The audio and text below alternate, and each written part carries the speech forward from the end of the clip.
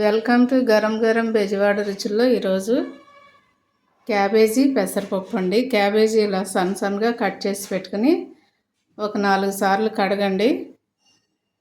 కడిగి వడపోసిన బుట్టలో వేస్తే వాటర్ అంతా కూడా వాడిపోద్ది, కిందకు వచ్చేస్తుంది. అలాగే ఒక ఉల్లిపాయ కట్ చేసుకున్నాను.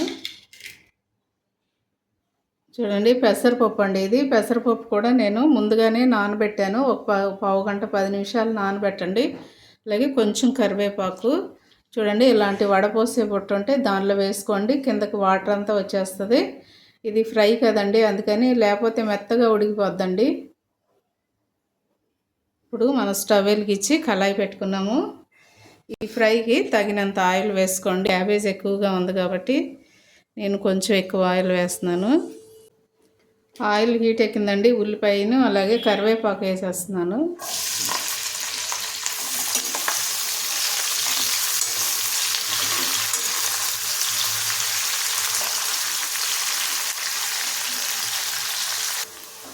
చూడండి, కొంచెం ఉల్లిపాయ బాగా వేగాలండి. కొంచెం ఎర్రగా వచ్చేంత వరకు వేయించేసుకొని దానిలో మనం ఇప్పుడు క్యాబేజీ వేసేసుకున్నాము. చూడండి, ఇప్పుడు ఉల్లిపాయ వేగిపోయింది కదండి, క్యాబేజీ వేసేస్తున్నాను.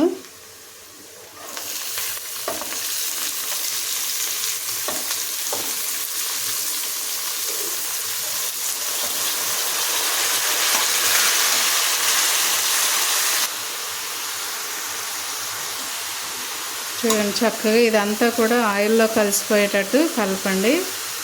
కలిపేసి మీడియంలో పెట్టండి స్టవ్.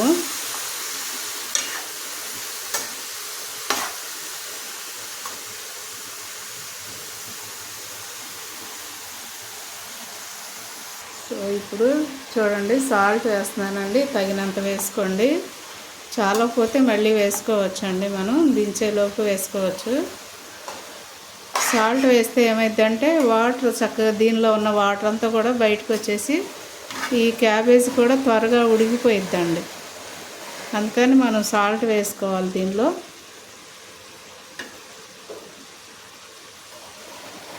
వేగిపోయిన తర్వాత వేసామనుకోండి వాటర్ ఎక్కువ రాదు. ముందే వేస్తే ఏమైందంటే దీనిలో ఉన్న వాటర్ అంతా కూడా వచ్చేస్తుంది.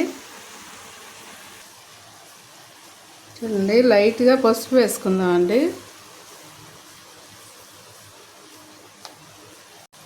అలాగే 4 పచ్చిమిర్చి వేస్తున్నాను.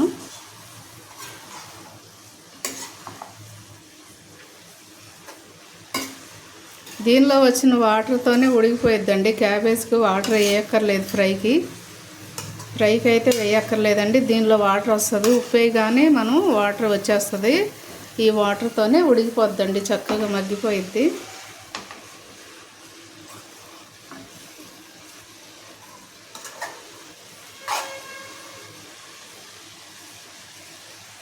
చూడండి, ముందుగా మనం నానబెట్టుకున్నాం కదండి, 10 నిమిషాలు పావు గంట నానబెట్టుకుని ఇలాగా వడపోసే బుట్టలు వేస్తే ఈ వాటర్ అంతా కూడా కిందకి వచ్చేస్తుంది. చూడండి, పొడి పొడిగా ఉంది కదా.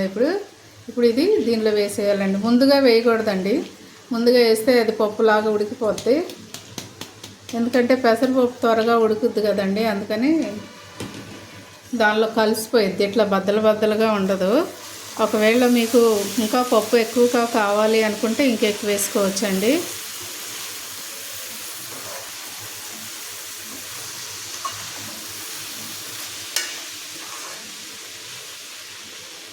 నేనైతే కొంచెం లైట్గా వేసాను. మీరు ఎక్కువ కావాలంటే కొంచెం ఎక్కువ నానబెట్టుకోండి.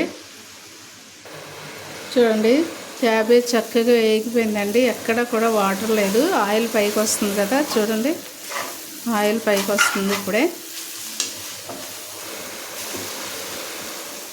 ఈ టైంలో కొంచెం కారం వేసేసుకుందామండి. కారం తగినంత వేసుకోండి.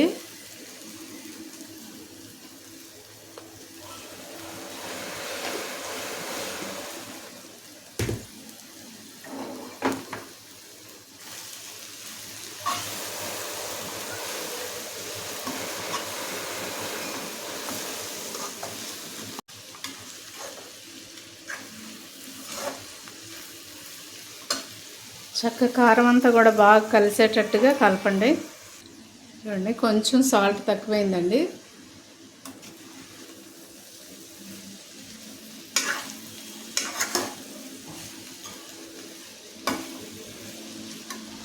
కొంచెం కొత్తిమీర కూడా వేసేసుకోండి. కొంచెం కొత్తిమీర ఎక్కువ కావాలంటే ఎక్కువ వేసుకోండి. కొంచెం వెల్లుల్లిపాయ దంచి వేసుకోండి. స్మెల్ కోసం, టేస్ట్ కూడా బాగుంటుందండి వెల్లుల్లిపాయ వేసుకుంటే.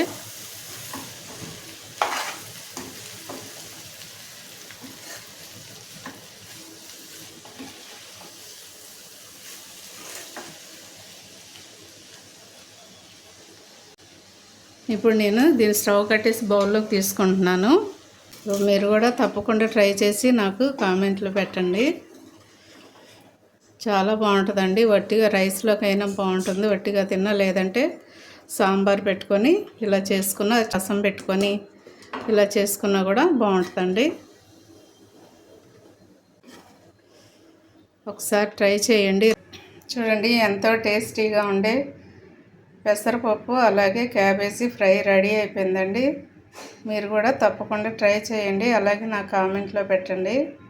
మా ఛానల్ని మర్చిపోవద్దండి. గరం గరం బెజవాడ రుచులు. సబ్స్క్రైబ్ చేయని వారంటే సబ్స్క్రైబ్ చేయండి, షేర్ చేయండి, లైక్ చేయండి. Thank you.